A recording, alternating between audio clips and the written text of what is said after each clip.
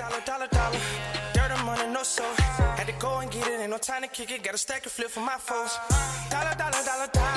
Please tell me you can hear me. Don't turn your back and don't neglect me. Just let me know if you need me. Dollar. Let me watch out for my partners. Keep my money long, get my team strong. Let me run away from my problems. Yo, what's good, original crew? It's your boy DJ New Kid, your girl. Sierra Nicole. Back on the channel with more Mr. Ballen for y'all, man. We got what happened in room 348. I thought that was my job. 348. Solve Mysteries, episode 1. You could have rolled with the rest of it. I just wanted to say the number. Oh, man, so with that being said, man, we don't know what we're finna get ourselves into. So with that being said, make sure you check out the links in the description box. Down below. You already know where to go if you want the first part. You gotta do it, check out down below. Also, every single time we ask y'all to do one thing. Lock it in with a thumbs up. That's all we ask, man. That's Come it. on, run the lights up. If you enjoy the video. If you don't enjoy the video, then that's cool. You can hit a dislike. You ain't even gonna see it, but the only person gonna see it, but you. Don't be a hater. Oh, so cause you can't nobody see your hate. We don't even, not even us. You ain't gonna say for it. Don't even let us know. I'm just going on. Oh, let's go ahead and get into it. Let's check it out and see what's about. You ready? I'm ready. Let's go.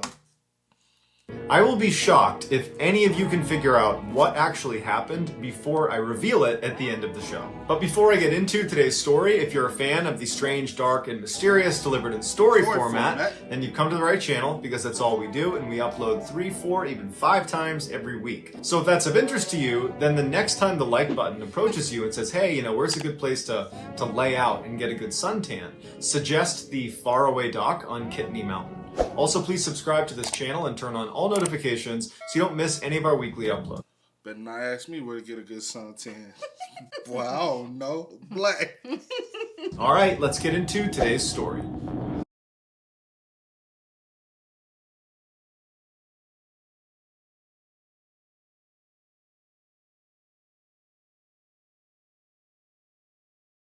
On September 15th, 2010, a 55-year-old man named Greg Flanagan checked into the Elegante Hotel in Beaumont, Texas to start his work week. As a young man, Greg had worked as a chief engineer on ocean-going vessels, spending months out at sea. But in his middle age, he had reinvented himself as a landman. It was Greg's job to secure leases of mineral rights and land for drilling. Greg was slender and fit-looking despite the fact that he never exercised and he smoked constantly. He kept a close-cropped white beard and he had the leathered skin of a lifelong outdoorsman. Every Monday morning, Greg would make the 2-hour commute in his pickup truck from Lafayette, Louisiana, all the way to Beaumont, Texas, where his company would always rent him a room. The hotel itself was neither good nor bad, but to Greg, he didn't care. He just needed a bed and a TV. Once Greg walked inside, he had a bathroom immediately to his right, and then a little bit farther in was the main section of the hotel room, which was very basic.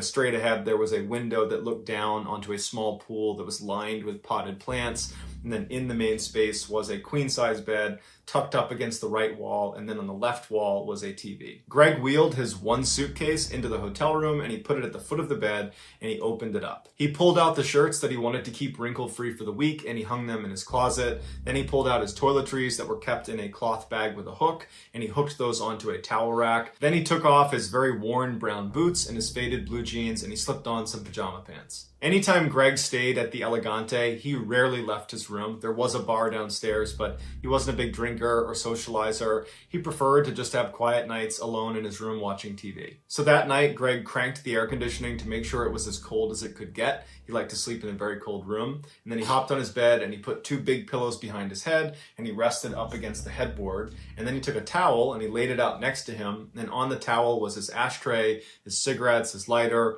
his phone, the TV remote, and a candy bar. Then he picked up the TV remote, turned it on, flicked through the channels until he landed on one that was playing Iron Man 2, and he thought, good enough. Put the remote down, picked up his candy bar, opened it up, he ate a piece of his candy, and then he grabbed a cigarette, lit up a cigarette, and he began smoking. The following morning, Susie, Greg's wife, did not get a call from her husband, and he always called her every morning that he was gone. That was their routine, and this was a big break from their routine. And so she tried calling him, and his phone rang and rang and rang, and he never picked up. And so then she called his Beaumont office, and he didn't pick up. But after the second or third time she called, his coworkers picked up the phone, and they said, hey, Greg's not here. He hasn't come into work yet.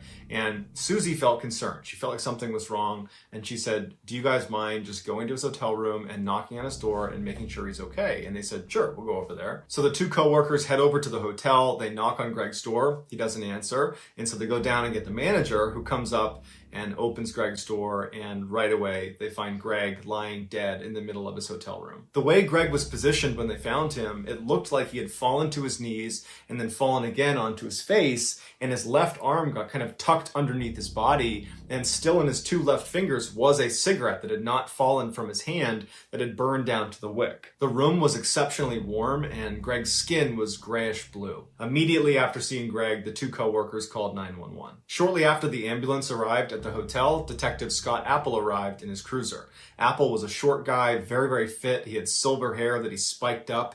He looked 100% cop, and he worked basically 24/7. When he got up to room 348, there was no sign of a break-in, nothing had been disturbed inside of the room, and there was no blood or obvious wound on Greg, with the exception of a slight abrasion on his cheek when he came down and hit his face on the rug. He looked around the room, and he found Greg's wallet that was sitting in the back pocket of his jeans, and there was hundreds of dollars in his wallet that had not been taken, so he ruled out robbery. He went out into the hall, and he began interviewing the other occupants of the surrounding rooms, and no one had heard anything, and no one had seen anything. He went back into the hotel room, and he began looking around for drugs of any kind or any substance that Greg might have taken that could have contributed to his death, and there was nothing. No prescription pills, no alcohol, nothing. Later that day, after the family had been notified of Greg's passing, his grief-stricken wife, Susie, called Detective Apple, and she said, my husband did not take good care of himself. He had a terrible diet. He's been smoking like a chimney since he was a young teenager, and he never saw a doctor, and I always told him that if he wasn't careful, something like this was going to happen. I always worried that he might have a heart attack or something. So at this point, not only does Greg's family think he died of natural causes, Detective Apple also thinks the same thing. He's thinking about what he saw in the hotel room, and there's no sign of any foul play. It just looks... What you thinking so far? Right now, I don't know. Because at first, I was thinking natural causes, but clearly, that's not what it's going to be. So... It could be. Could be. Well, maybe not. No. What do you think? Heart attack at first? At first, I was thinking maybe a heart attack or something like that. And I was thinking carbon monoxide. I thought heart attack at first. I'm thinking maybe carbon monoxide. You never know. Then I ain't gonna lie, my head going another way right now, and I don't want to spoil it for y'all. But y'all know how my head get. At 5 minutes in, I can solve a case though. You already know me, girl. Y'all know me. Y'all been quit playing. Ask somebody. A guy whose lifestyle caught up to him. Greg's body was sent to Dr. Tommy Brown, who in Beaumont, Texas, he was like the medical examiner. He'd been doing this for years and years. Dr. Brown had read ahead that they believed Greg had died of a heart attack or something like that. And when his body was wheeled in front of him, there was nothing he saw right away that contradicted that theory. The only two marks that the doctor noted on the outside of Greg's body was the small abrasion on his face from where he landed on the rug, and then he also had another small abrasion on his crotch. But beyond that, the rest of his body was completely unblemished. When he looked inside of his body, it looked like someone had literally just crushed his insides. His torso was full of blood. Food from his intestines had been ripped outside. He had ribs broken, internal organs were lacerated, and there was a hole in his heart. Dr. Brown was really confused at what he was looking at, because the severity of Greg's internal injuries were more consistent with someone who had been in a severe car crash or who had had a really heavy object land on them. But Greg didn't have any significant external injuries that would support either of those two things happening to him. And he was found in the middle of a hotel room where there was nothing disturbed and no one had apparently seen or heard anything. And so Dr. Brown says, look, I don't have all the answers here, but this was not natural. This is a homicide. And my best guess is he was beaten to death. I know it doesn't really make sense because there's not any external injuries, but he suffered some significant trauma from somebody else, and that's what killed him. When Detective Apple got this report from the medical examiner, he was just as confused as Dr. Brown was, But his attention turned to, okay, well, if he's been murdered, who would want to murder him? And he began digging into Greg's background, and he found that he was universally liked. He was known for being incredibly courteous and polite. He kept to himself. He was in love with his wife, and his wife loved him back. There was no evidence of some scandal in the background. He was just this really nice, normal guy, and it didn't make any sense why anybody would want to kill him. After a few months... Any insights now? 7 minutes in. Reason why I be pausing asking you, because I'm like, maybe you'll throw me off for what I'm thinking, so I'm just like... Look, okay, let's do this real quick. Tell me what you was thinking that you said that you said it's too, you can solve a case, it's too, whatever. Tell me what you was initially thinking. So one thing I was initially thinking is you got to also look at it like this. He did state that he had a way more successful job at one point, financially. You know what I'm saying? Okay, yeah, come on. Had to possibly downsize the job because he got older. Mm-hmm. You know what I'm saying? You got that situation. Yeah. I need to know now about life insurance policy. Maybe I'm reaching. Sometimes I do be reaching. I'll be wrong. I mean, but hey. I'm a man. I can stand behind the fact that sometimes I'll be wrong. But hey, situations like that happen all the time. It's not far-fetched, but... And we don't know about poisoning, and certain poison might can cause, you know what I'm saying? And his wife said he liked to smoke a lot. Yeah. True. And that's why I'm a little confused as well, because I'm like, it has to be something that you will like kind of least expect, or just kind of like bizarre, because I'm like, with the what's the, I can't remember his name, the doctor, whatever. Autopsy. But whatever. Because he had no external, it was just all internal. So it just kind of like what the world? Like, how do you get internal if there's like no? So it has to be something like either you're intaking or... She said he was always... And he eventually, I knew he was going... Okay, yeah, okay. That's the only thing, but hey, who knows? Just 7 minutes in. Of getting nowhere, and in reality, he hadn't really even gotten started because there wasn't any good starting point. The only thing he could find that was odd about the crime scene was that the room was particularly warm when they walked inside, which was not in keeping with how Greg would have kept the room. But that doesn't explain why his insides were crushed. And so he's gotten nowhere, and then he makes a discovery. He found in the hotel's maintenance logs on the night Greg died, he had been making popcorn in his microwave and managed to blow a fuse. And it wasn't just his power. Maybe Greg didn't know this, but he cut the power to both the room next to him on his right and on his left and below him. And so he calls down to the front desk, and a maintenance guy came up and he reset the breaker. This opened the door to two theories. The first theory is the maintenance guy, who did have a criminal record, when he came up to fix the breaker, he attacked Greg. But that was wildly speculative, and there was no evidence to suggest that the maintenance guy would do that, and so that was quickly ruled out. The other theory was Greg's neighbors in room 349 were these two electricians who were big partiers and drinkers, and so Detective Apple suggested that maybe when Greg accidentally cut the power to their room, they were really annoyed, and they went outside in the hall, and they saw Greg, and they somehow realized he was to blame for this, and in a drunken rage, they attacked him and killed him, and that's what killed Greg. And even though it was a stretch, it was the closest thing to a motive Detective Apple had found in anyone. And so Detective Apple put on a hidden camera, and he went and interviewed these two electricians that were still staying in room 349. And he said when he spoke to them, they were very forthcoming. They seemed very honest. They were appropriately curious about what happened to Greg. And all they said was, look, we had no interaction with him. We did hear him coughing when we came back from the bar. We were at the bar that night, but honestly, that's the extent of our interaction with him. The electricians offered up their cell phone numbers, their email addresses, and said, anything you need from us, we'd be happy to help. We're really sorry this happened. At this point, Detective Apple is back to square one. No one knows what happened to this guy. The one big lead he had, the maintenance records, proved to be a total dead end. And so unfortunately, this case went cold. 7 months after Greg's death, where there had been absolutely no traction on figuring out what happened to him, Susie, Greg's wife, decided she wanted to hire a private investigator. And her friend suggested she call Ken Brennan, who was a famous private detective who was well known for being able to solve solve really complex cases. And so on a whim, Susie calls Ken Brennan, not expecting to get through to him, thinking he's probably super busy and has other cases because he's on TV and he's this really famous guy. But he... Okay, my guess assumption might be wrong, because why would you call private eye? My assumptions is wrong. So I'm going to go ahead with... I'm just like, I'm really trying to... Oh, with the wife, with the, you know what I'm saying? yeah. Like we always typically say, you gotta question the spouse until you can rule the spouse out. You know, especially in situations. But then it's kind of like, I didn't really... You can... Well, hey, think about it though. If you really want to get rid of your spouse, you know he going on a job miles away.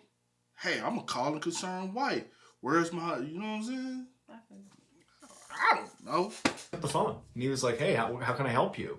And Susie couldn't believe it. She had a chance to tell him about what happened to her husband. And Ken said he was really interested and that he would take on the case. Ken was a former Long Island cop and he was a DEA special agent. He spoke with a really thick New York City accent and he wore t-shirts that were a little bit too small to show off his muscles. And he usually had a big gaudy gold chain on. Once Ken agreed to take on this case, he flew right to Lafayette, Louisiana, where Susie lived. And he sat down and he asked her a lot of really difficult questions about their marriage, about whether she thought he might be cheating on her, if he had like a secret life she didn't know about. And after feeling satisfied that all those avenues have been explored and were not going to lead to the answer, he said, okay, well, can you tell me anything about the crime scene that stood out to you? Is there anything about it that seems off? And Susie said, yeah, Greg always kept the air conditioning on very cold at night. He never slept in a room that wasn't freezing cold. And so I thought it was really odd when his coworkers discovered him that the air conditioning was off and it was really hot inside of the room. That's incredibly unlike Greg for his air conditioning to be off. Ken made a note of this and then he left Lafayette and he went to Beaumont, Texas to meet up with Detective Apple. And Detective Apple and he actually got along really well. They agreed to work together on this case because Detective Apple feels like he's reached a dead end anyways. Apple brought Ken to the crime scene. He showed him the hotel room. And then afterwards, he turned over all of the documents he had on the case, from the autopsy report to the photographs to anything he'd collected over the 7 months he'd been working on it. So that night, Ken diligently looks through all of the documentation, all of the photos. And the next day, when he goes into Apple's office, he says to him, I think I figured it out. And Apple's like, oh, really? You figured it out one day after being here? And Ken's like, no, seriously, I think I figured it out. I have to confirm something with his wife, but I think I have a theory. And so Ken calls Susie right in front of Apple. And when Susie picks up, Ken's like, hey, did your husband ever smoke with his left hand or did he smoke with his right hand? And Susie said, oh, no, he only smoked with his right hand. Then Ken goes, thank you very much. He hangs up and he goes, Apple, I got it. And so Apple's like, okay, what's your theory? And Ken says, okay. So I spoke to Susie and she told me it was very strange that his room was not air conditioned when they discovered his body, because Greg was known for always turning on the air conditioning to as cold as it can get, especially at night when he went to bed. And so when his power went out the night before, his air conditioning would have gone out. And so the maintenance guy comes up, turns the power back on, but it doesn't trigger the air conditioning to turn back on. The room is still cold from having been air conditioned all evening to that point. And so the TV is back on, and so perhaps Greg turns and just starts watching TV. Because the room feels air conditioned, he hasn't realized that he hasn't turned the air conditioning back on again. Now, this is Beaumont in the summer, so it's going to get really hot in his room really quickly. And as soon as it starts to warm up in there, he's going to realize, oh, I didn't turn the AC back on, and he would go over and turn it on again. And so because the air conditioning wasn't on, and we know that the power was restored at 8:30, then he must have died after the power was on, but before it got warm enough in the room for him to recognize he did not turn the AC on, which means he would have died somewhere between 8:30 and 9 p.m. at night. And so Apple's like, wow, that's pretty impressive, except that doesn't really help us figure out how he died or who killed him. And Ken puts his hand up and he says, I know, I'm just building the whole picture here. Okay, so we have him dying between 8:30 and 9. And I have nothing. You have I have nothing. But the thing is to try to solve it, though. I mean, yeah, right. But we ain't no detectives. Right. What you think? You You the got one all the answers. No, you the I one ain't got all saying. the answers, Sway. You the one supposed to have ain't tried got all wanted the to go to answers, school Sway. for criminal justice. But I didn't go. I'm I went in a different direction. But it's still kind of, You watched a lot of CSI Miami. You watched a lot of I like crime shows. First 48. You watched a lot of. What's the Criminal Minds. Put your Spencer cap on. I love Spencer, but Spencer would have already had this Spencer song. would have already had it, but I ain't Spencer, okay? And that's TV. So what's the point of y'all watching TV so much? But I mean, it do be kind of real though, you know, because it still be Law and Order. Watch that stuff faithfully. Yeah, listen. It ain't jumping out at you. Look, something is jumping. Like some is like a little flutter. Well, speak on But it, baby. but again, I'm like, Speak on but it. in my head, I'm like, oh, that's kind of stupid. Why would you even think that? But then I'm No, like, speak on it. well, listen. I'm trying to put all the clues together. I'm trying to listen to the PI Ken. I'm trying to listen to Mr. Ken and see, you know, so that I could try to get something. But I feel like he gonna probably say it before I get where I'm trying to go. Where are you trying to go? That's all I'm asking. I don't really know, because with the question with the left hand and right hand, it kind of made me. I don't know. Like somebody did something to him, No, I don't. No. or someone went numb. I'm thinking it was more so something of. Well, I don't know, because I'm trying to see why he asked that question, because I'm like, did y'all find the? I don't know. I don't think he was beaten to death. I think a lot of people want that to be what killed him because it's kind of the only thing that might make sense. But I say it definitely doesn't make sense because of the cigarette.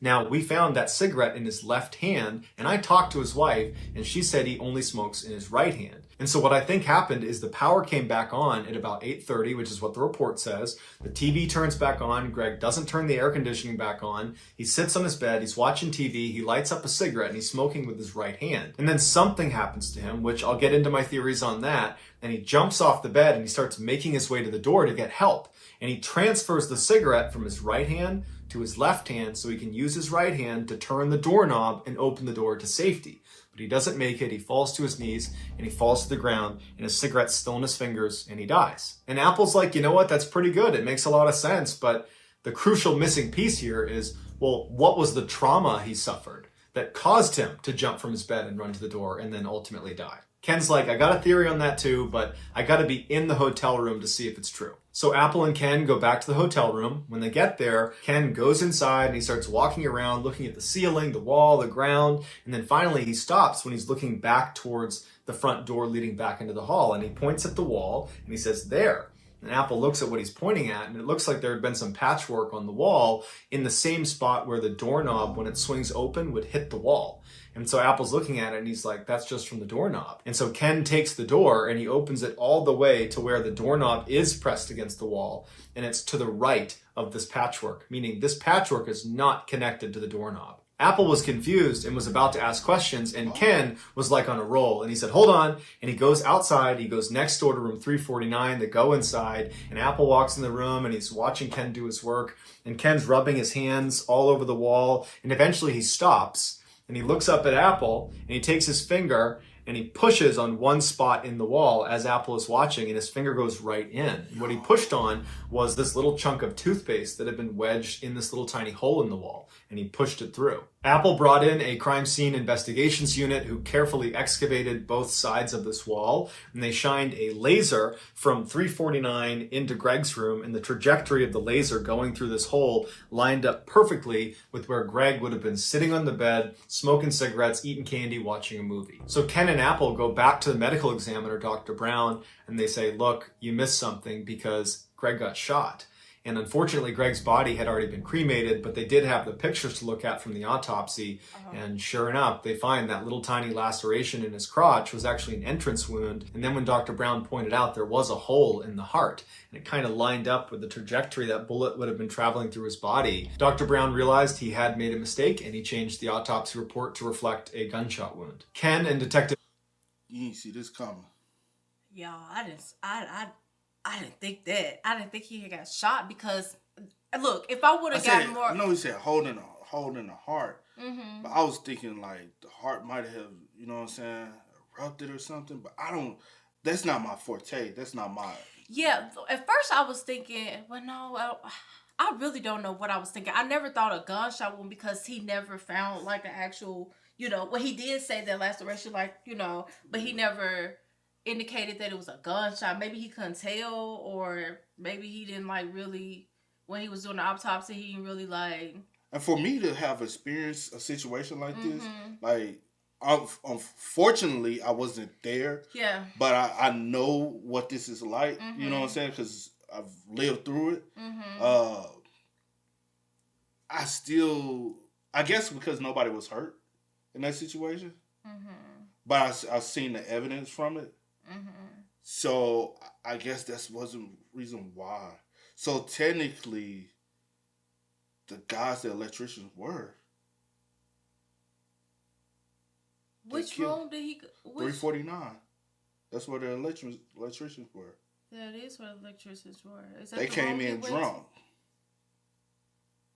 Could have dropped the gun. Was it an accident? And they didn't even.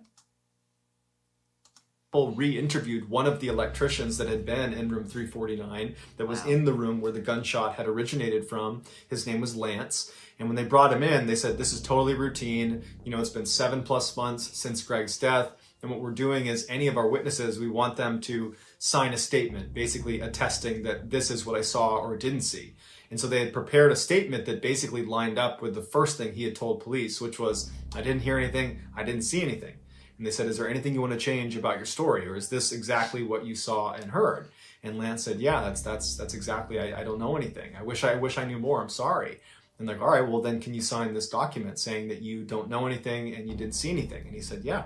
He signs the document, and then Ken's like, all right, gotcha, because we know a gunshot was fired from your room, and that's what killed Greg. And so you need to tell me who shot the gun. Otherwise, I'm taking you to jail for submitting a false police report. At this point, Lance crumbles, and the truth comes out, and he said that he and the other electrician in the room with him, whose name was Muller, they were goofing around and drinking that night, and Muller went out and got his pistol from his car, and he brought it in, and he was goofing around with it.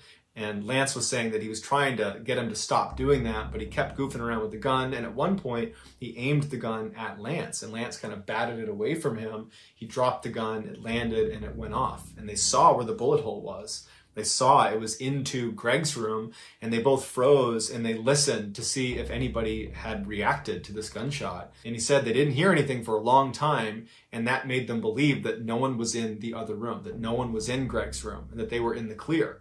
And so they left and went to the bar. They didn't even think to check on whoever was in that room. And when they came back, they said they heard Greg coughing in his room, and that further confirmed that he must not have been in there when they fired the shot, and he's totally fine, and they are totally in the clear. The next day, Lance said when they saw his body being taken out, at first they did think, oh my goodness, this is us. We did this.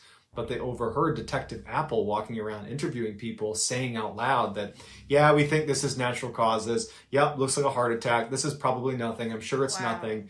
And they were like, oh, phew, it's not us. And so they actually believed it was just a coincidence that on the same day they're firing a rogue bullet into Greg's room, that Greg had a heart attack and died separately. But Lance would say that somewhere in the back of both of their minds, they knew they probably had something to do with it. And so they covered their tracks, and they put toothpaste in the wall to cover up the hole, and they hid the gun, and they intentionally kept information from the police. And so ultimately Muller, the owner of the gun, the one who really instigated that night, waving the gun around, and the one who actually dropped the gun, he was charged with manslaughter and was given 10 years in prison. So that's going to do it, guys. I hope you enjoyed today's story. If you found the secret in today's video, let us know in the comments what it is and where you found it. Give us the time. That's crazy. And I know my assumptions be all over the place, bro. Don't. Look, I'm gonna say this. This one, I didn't suspect the wife. You did? No, not in this one. I did because she was like, if I know I did something, I'm not gonna be like calling around. No, when she called a PI, I was like, okay, it's not her. Yeah, so maybe I need to start listening to you. Be like, okay, it's a little too early. It's a little too early, baby. A little too early. I'll be but honestly, I really at first I was like maybe because then I was like they want to crush his what was it? Like his ribs and stuff. Internally, Like I was like, well, that one crushed that because I was thinking not of the ribs. It was like the lungs and like his food from his was like rib. Yeah, so I was like, well, because I was like, well, maybe he's been dealing with like, because I was thinking natural causes still. I was like, well, maybe he's been dealing with like some type of blood clot or something. But then I was like, well, no. Once he had said that, I was like heart attack, something like that or whatever. But then when he was like, this been ripped, it seems like this is like, I was like, well, I really don't know, but I didn't think a gun, only because I'm like, when like neighbors or people on the floor heard a gun go off, and that's the thing. I'm like, when they did say gun, I'm like, so nobody heard a gunshot. But then again, we don't know what time or whatever. But a gunshot. 8:30. It was before 8:30. So he said the lights came on about. Up, you know. So like by 9 p.m. they said 9 times out of 10 he was dead. So yeah, so I was like, well, then if that was the case, I was like, no one heard anything. Possibly not. Obviously no. Obviously not because no one. It's crazy. My bad. I'm not trying to interrupt you. No, you good. Y'all went to the bar. He got hit by the bullet, right? Mm-hmm. Y'all went to the bar. How long did y'all stay at the bar? Because obviously y'all had to get some type of tipsy. Y'all need an alibi. Long enough to, yeah. So Greg stayed in his room suffering that long. I feel like that's the reason why his inside was so crushed, because his body is going through so much damage because he got hit in the heart. You know what I'm saying? So he couldn't have gotten hit. He had a hole in the heart. But it couldn't have been the entry wound because he would have seen that. He seen it here. He seen or did it travel up? That's what I'm thinking. I'm thinking it traveled and it probably. So did you not see another? So my thing is, even with the medical examiner, bed, right? If the medical examiner is that good, why you didn't notice a bullet entry wound? That's what I'm saying. I'm like, what did it like? That's why I would have liked to see photos. I'm like, what did not of just of the entry, autopsy. Autopsy what did it look like? Did it not look like a bullet wound to you, like a entry? What size caliber was the weapon? Right. So I'm like, what did it look like to you? Because you just seen that and what was on his eye. So it couldn't have. This couldn't have been like the entry wound. Mm-hmm. I mean, because just So think about. So the bullet went through the legs, traveled up through the heart, and then it could have actually went through the stomach as well, and that's the reason why that's the reason why the body looks so messed up inside, because it's like it punctured multiple things because it traveled. Yeah, that's why. But where was the bullet? Was it still inside the body? Still inside because he didn't ever find any other exit, so it was still.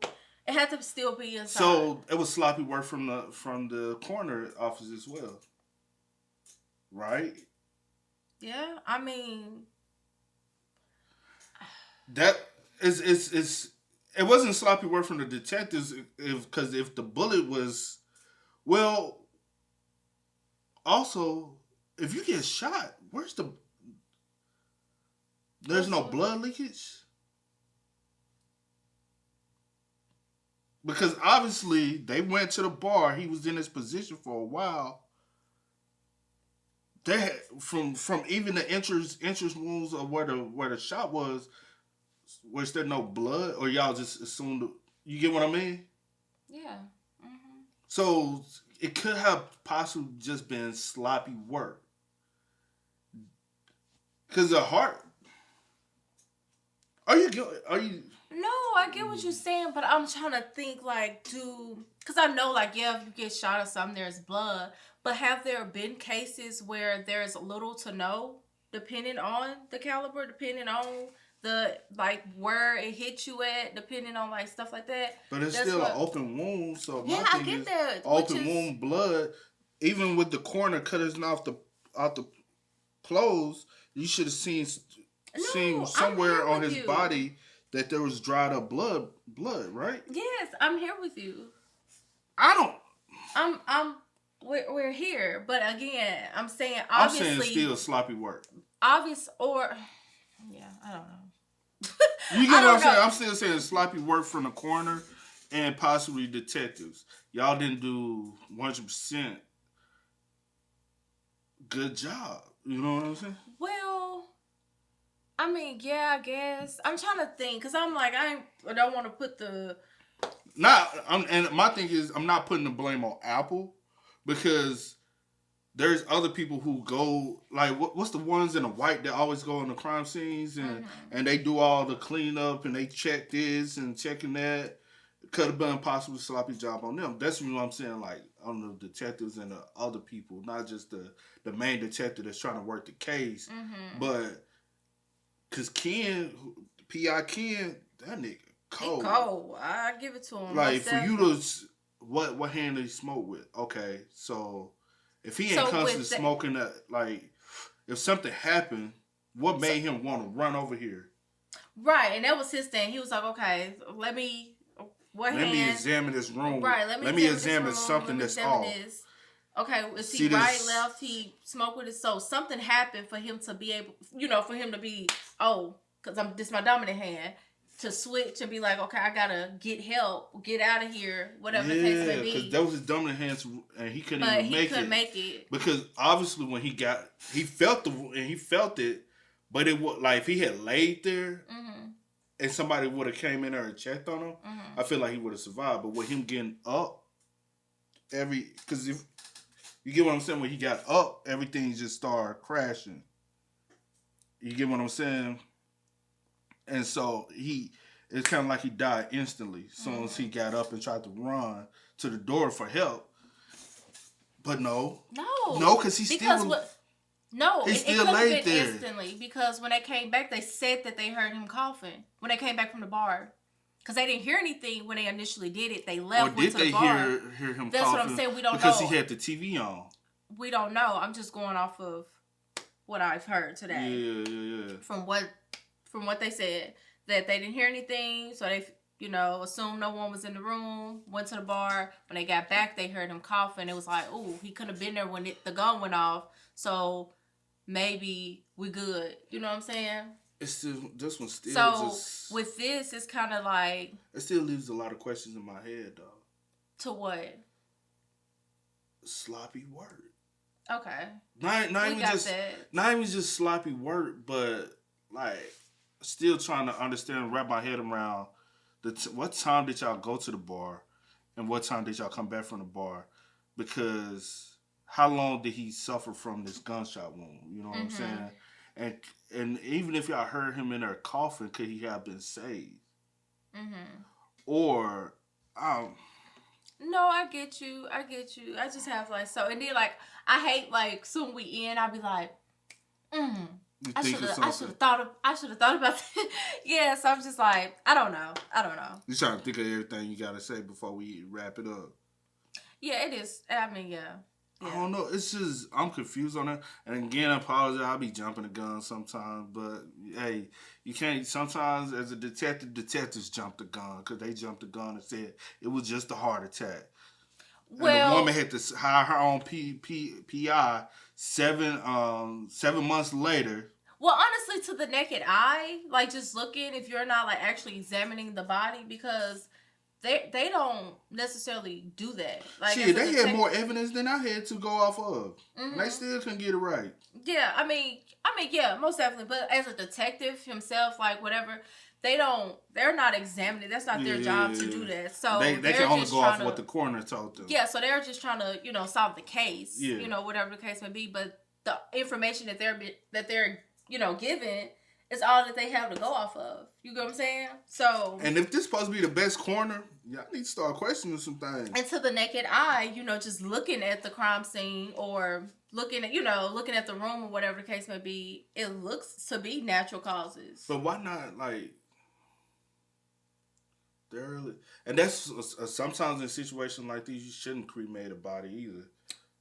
You know what I mean?